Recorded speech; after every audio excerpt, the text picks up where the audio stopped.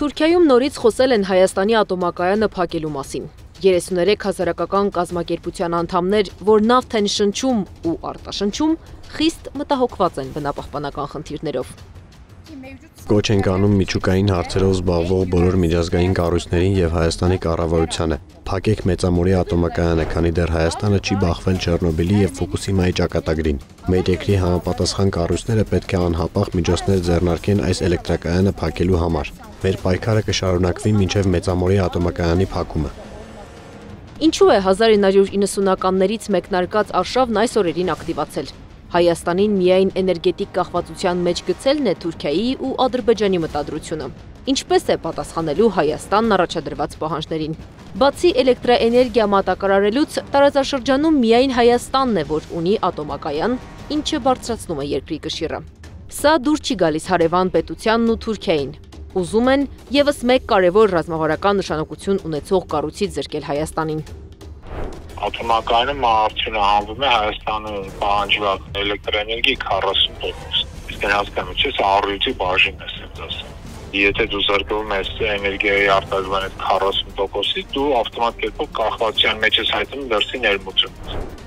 Հայաստանի ատոմակայանն ատոմային էներգիայի միջազգային գործակալության մշտական հսկողության տակ է։ Վահե Դավթյանը հիշեցնում է գործակալության գլխավոր տնօրեն Ռաֆայել Գրոսիի այցը Հայաստան։ Այն հաստատում է, որ կայանը շահագործվում է միջազգային չափանիշներին համապատասխան։ Հետևաբար բնապահպանական եւ այլ խնդիրներ Հայաստանի ատոմակայանը չի առաջացրել եւ չի կարող առաջացնել։ Իսկ ինչու է Թուրքիան հենց այս տարի ակտիվացրել խաղաղ ատոմի շուրջ իր խոսույթը։ Մերսինի բնապահպանների ասոցիացիայի ղեկավարի կամ այդ Իգդիրյան հավաքի ուրեմն բանաձևերը բացի ինֆորմացիոն հիբրիդ պատերազմի տրամաբանությունից ուրիշ որևիցե տրամաբանություն չունեն եւ ոչ մի կիրառական արժեք չունեն։ Հայաստանի կառավարությունն նոր առաջ պետք է հաստատի նոր ատոմակայան ունենալու ծրագիրը, որպեսզի 2036 թվականին նոր ատոմակայանը շահագործվի, գործողը կանգնեցվի։ Մարջանյանի խոսքով Հայաստանը դեռ հապաղում է։ Ինչու՞։ Գուցե այն կապված է Բաքվից ու Անկարայից եկող պահանջներից։ Արմեն Մանվելյանը չի բացառում։ Սա առաջին անգամ չի, վաղուց են իրենք գիտությամբ աշխատում, բայց առաջին անգամ է, որ Հայաստանի իշխանության են մարդիկ, որոնք թուրք-ադրբեջանական պահանջների կամակատարներն են։ Հետևաբար այդ ռիսկը կա, որ Ադրբեջանի եւ Թուրքիայի պահանջով իրենք կարող են փակել, դա բացառել չեն կարող։ Հայաստանը պետք է աչքի առաջ ունենա Բալթյան երկրներից Լիտվայի օրինակը։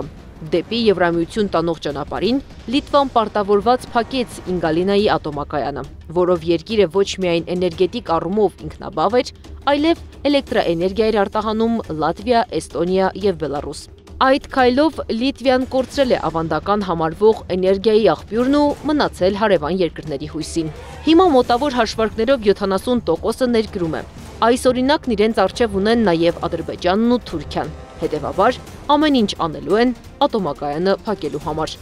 Հայաստանը հետևողականորեն իր ներսում կատարում է իր այսպես ասած տնային աշխատանքը, պարբերաբար կատարում է անվտանգ շահագործումով ենթադրված բոլոր աշխատանքները։ Հայաստանը պատրաստվում է հատուկ